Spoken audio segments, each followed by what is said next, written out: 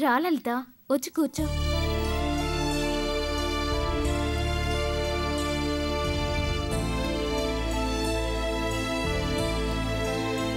అసలే పొట్టి మనిషి కూడా కాదు, పుట్టింట్లో ఉండలేనంటున్నావు, బంధువులకు మొహం చూపించలేనంటున్నావు.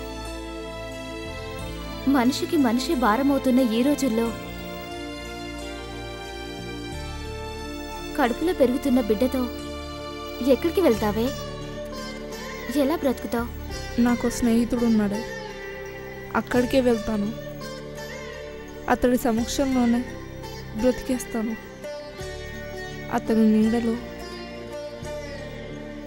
జీవితం చాలా తేలిగ్గా ఉంటుంది. అది ఊహల్లో ఉన్నప్పుడే. పక్కనున్న నువ్వు పక్కలోకొస్తావన్న ఆశతో పైపైకే అలా కనిపిస్తారే,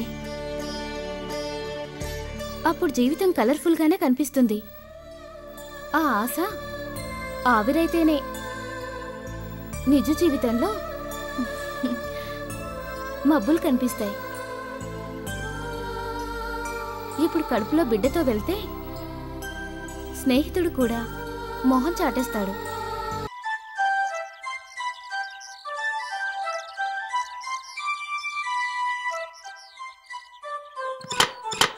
ఎవరు?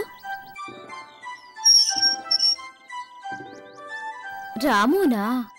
రా రా రాము, పైకి వెళ్దాం. లలిత మేడం వచ్చారా? రాలేదే. రా పైకి వెళ్ళి మాట్లాడుకుందాం. రా రాము, వచ్చి కూర్చో.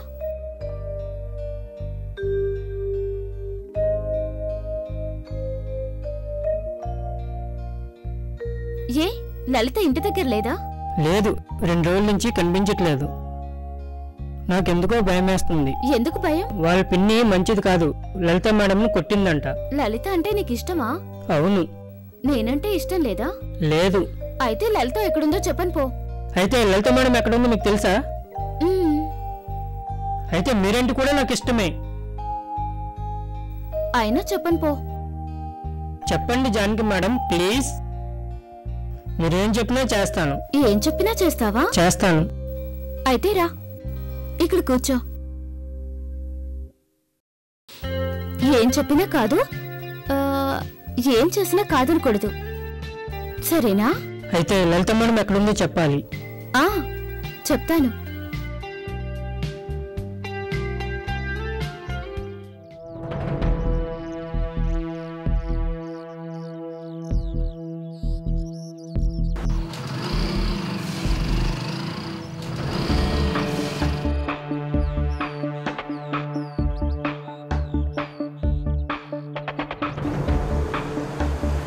లలిత,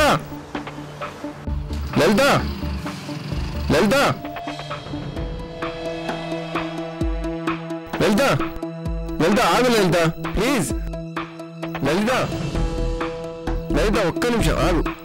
లలిత ప్లీజ్, ఒక్క నిమిషం ఆగు, ఆగు, ఆగు, ఒక్క నిమిషం. ఎన్ని రోజులు ఎక్కడికి వెళ్ళావు? నీకోసం ఎంత వెతికానో తెలుసా?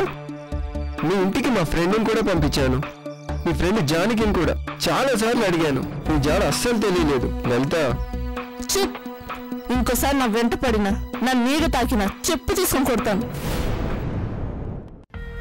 లలిత, ఏదో వంకతో అమ్మాయిలు వెంట పడ్డం, నచ్చావని చెప్పడం, ప్రేమించాలని నమ్మించడం, మోజు తీర్చుకోవడం, మొహం చాటడం. నీలాంటి వాడిని నమ్మి నడి సముద్రంలో నాలాంటి వాళ్ళు ఎంతమంది మునిగిపోయారు.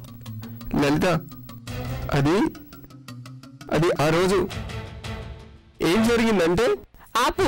తప్పు చేసిన ప్రతి ఒక్కడు ఏదో ఒక సాకు చెప్పి తప్పించుకుంటాడు. నాకేం చెప్పకు.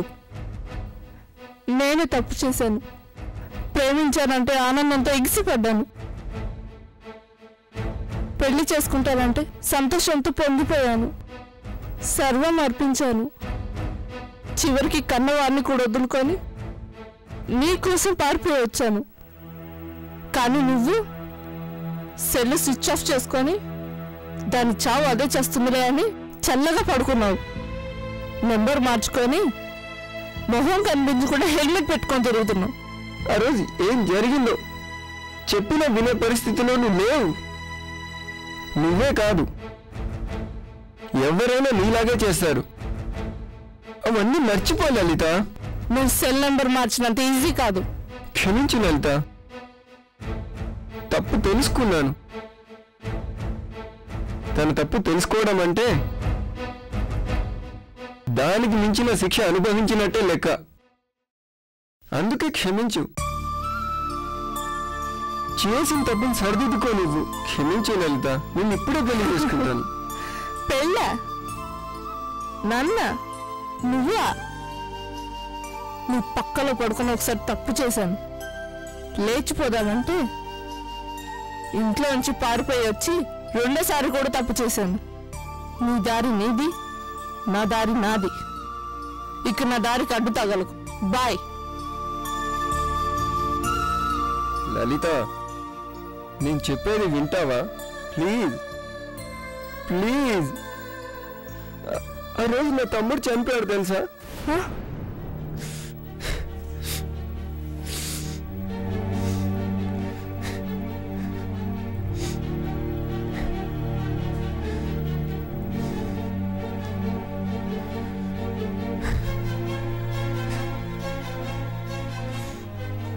బాధపడకు Sagar. Please control your self. Please. Sagar, అసలు ఏం జరిగింది చెప్పు సాగర్. తోడబుట్టిన తమ్ముడు చచ్చి శవమై ఒడిలో ఉండగా నీతో లేచిపోయి పెళ్లి చేసుకోవడానికి ఎలా రావాలి లలిత? ఎలా రావాలి? చేతికి అందినవాడు పోయాడని ఫ్యామిలీ మొత్తం పుట్టాడు దుఃఖంలో మునిగిపోయి ఉంటే నేను ఎలా ఈదుకొని రాగలను?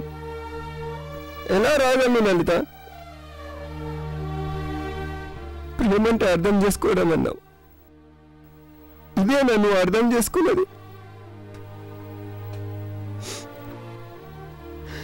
సారీ సాగర్, బాధపడుకో.